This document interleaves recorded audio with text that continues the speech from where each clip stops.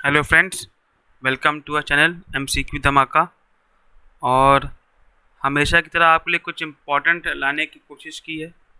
और इस बार इम्पोर्टेंट है आपके ग्रामर पोर्शन से, इंग्लिश ग्रामर के पोर्शन से। तो और जो कि टॉपिक जो आज का है, जो हमने पिक किया है, वो है फ्रेजल वर्ब्स। ये काफ़ी इम्पोर्टेंट होते हैं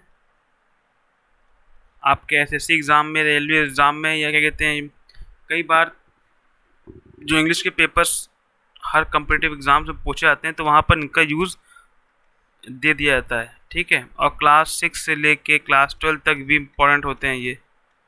आपके एसे राइटिंग, आपके ग्रामर की जो कमांड होती है उसको ठीक करने के लिए काफ़ी हेल्पफुल होते हैं। तो ऑन द होल अगर कहूँ तो ये सभी के लिए इम्पोर्टेंट है, इम्पोर्टेंट फॉर ऑल है। ठीक है ना ही किसी एक के लिए। तो बिना टाइम वेस्ट करते हुए चलते हैं हम लोग आगे अपने पहले आज के फ्रेजल वर्ब की तरफ। तो जैसे कि आप देख सकते हैं कि पहला है आपका अकाउंट फॉर। वर्ड है अकाउंट फॉर, इसका मतलब मीनिंग होता है एक्सप्लेन दी रीज़न।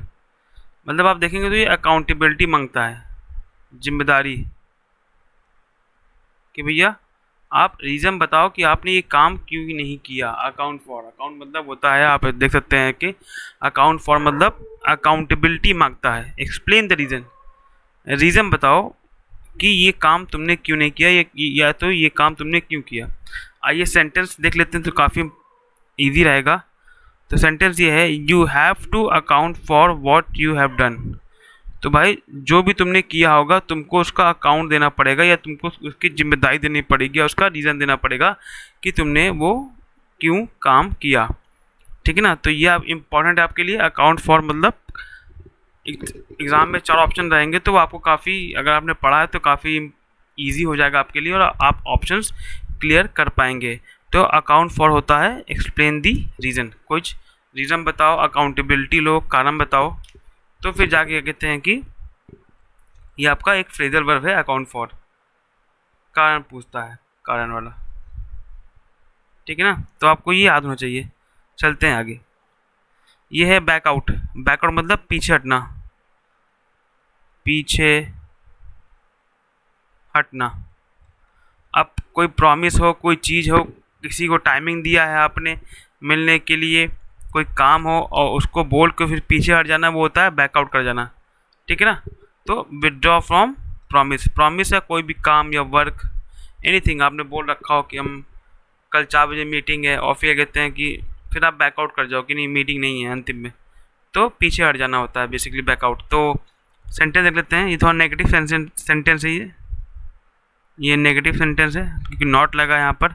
तो Ramesh will not back out, कि भैया रमेश अपना प्रॉमिस नहीं तोड़ेगा, या वो बात, जो अपनी बात है उस पर पलटेगा नहीं। फिर Ramesh will not back out from his promise. जिसने प्रॉमिस किया, जो उसने वादा किया है, रमेश उससे पीछे नहीं हटेगा। बैक आउट मतलब होता है पीछे हटना। तो आप समझ गए ना। चलते हैं आगे। Call for. कॉल फॉर मतलब होता है आपका रिक्वायर, क्या आपको चाहिए, या नेसेसरी, क्या चीज़ इंपॉर्टेंट है, नेसेसरी है। कॉल फॉर मतलब उसी समय चाहिए, नेसेसरी। और रिक्वायरमेंट क्या है भैया, कॉल फॉर। ठीक है ना, आपको क्या चाहिए। तो I called for I called for Rohit as it was an emergency. तो मैंने रोहित मुझे क्या कहते हैं, मुझे रोहित की नीड थी, because it was an emergency. तो जस्ट कॉल फॉर मतलब होता है किसी चीज़ या किसी वस्तु की रिक्वायरमेंट करना, या उस समय काफ़ी नेसेसरी, कि रोहित काफ़ी नेसेसरी रहा होगा। आई मतलब जो भी आप बोल सकते हैं, आप आई मतलब मैं ही होगा यहाँ पर। तो रोहित की काफ़ी डिमांड रही होगी या काफ़ी नीड रही होगी कि वो काम रोहित ही कर सकता था। तो I called for Rohit as it was an emergency, क्योंकि मुझे रोहित की रिक्वायरमेंट थी, वो मुझे नेसेसरी लगा कि मैं उसको बुलाऊं। ठीक है ना। कॉल फॉर मतलब होता है कुछ नेसेसरी या रिक्वायरमेंट, कॉल फॉर। चलते हैं आगे। तो अगला है डाई डाउन। डाई डाउन अगला है। इसका मतलब होता है ग्रेजुअली डिसअपियर, धीमे धीमे गायब हो जाना। ठीक है ना, गायब हो जाना, या वो चीज़ चली जाना। ठीक है ना। तो after the long exercise the energy level among the students diet down. तो भैया ज़्यादा लंबी एक्सरसाइज हो गई होगी तो जो एनर्जी लेवल था लड़कों में वो काफ़ी कम हो गया था, काफ़ी वो उत्साहित नहीं थे, काफ़ी थके थके लग रहे थे। तो डाइट डाउन मतलब होता है धीमे धीमे कोई चीज़ गायब हो जाना या कम हो जाना, ठीक है ना। डाई डाउन मर जाना, एक तरह से कह सकते हैं कि not in the real sense, मतलब थोड़ा मतलब थक जाना, वो हो जाना, इस सेंस में। चलते हैं अगला लास्ट फॉल बैक है, और फॉल बैक का मतलब होता है रिट्रीट। रिट्रीट मतलब होता है on seeing the danger the commander order the troops to fall back, मतलब पीछे हटना, आप कह सकते हैं पीछे हटना, ठीक, पीछे हटना इसका मतलब होता है रिट्रीट, मतलब पीछे होना कि भैया डेंजर दिखा कमांडर को उसने, तो उसने अपनी पूरी ट्रूप्स को या जो उसकी पीछे जो सोल्जर्स होंगे उनको उसने मना कर दिया कि आप फॉल बैक करिए, पीछे रहिए, यहाँ मत आइए कि यहाँ डेंजर है। तो ये काफ़ी इंपॉर्टेंट फ्रेजल वर्ब्स हैं जो कि पेपर पॉइंट ऑफ व्यू से भी इम्पॉर्टेंट है, और आप कह सकते हैं कि आपके एसे राइटिंग को भी काफ़ी इम्प्रूव करेंगे। तो और किसी न किसी एग्ज़ाम में आप जो देते हैं एसएससी, रेलवे या किसी में भी वो आपको मिल सकता है। तो अकाउंट फॉर मतलब होता है एक्सप्लेन द रीज़न, आप रीज़न एक्सप्लेन कर दीजिए किस चीज़ का।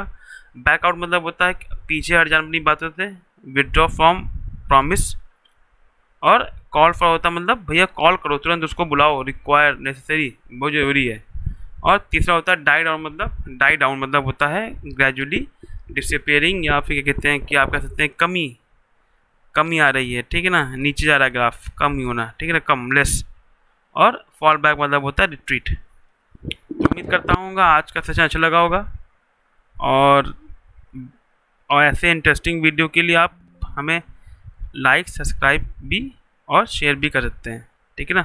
तब तक के लिए bye bye and take care.